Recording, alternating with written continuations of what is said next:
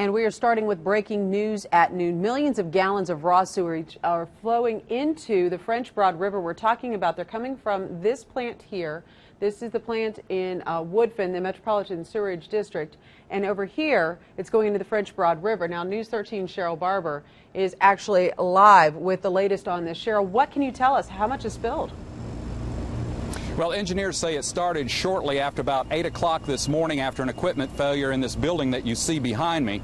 Workers for a contractor were replacing a $100,000 pump at the plant when a gate blew up because of pressure.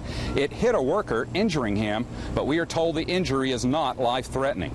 The gate failure diverted raw sewage coming into the plant into the French Broad. Several manhole covers have blown off close to the plant because of the backup, and engineers are warning people to stay away from those sewer covers here in Woodfin. So far, they don't expect any of this to affect their customers and say that there's little danger of backup into people's homes. 1 million gallons an hour are currently flowing into the river. It backs up in the system, so it wasn't immediate that much was going into the French Broad River.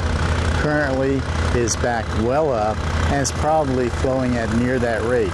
Again, that's higher than our normal flow because of the rain. A lot of it is diluted. If you do the math, that's approximately 4 million gallons that have flowed out so far. Engineers asked Woodfin police to close a popular park used by kayakers. That's because of the pollution in the water. Ledges Park could stay closed for a while. Now, engineers say that there are no toxic chemicals in this spill, but of course they warn anyone downstream from the plant between here and Marshall to avoid getting into the water today, and that includes along Riverside Drive, which follows the river down to Marshall. Now, engineers alerted the North Carolina Water Quality Division about the emergency. They hope to have the repairs made and this spill stopped in the next 2 or 3 hours. Reporting live in Buncombe County, I'm Cheryl Barber, News 13.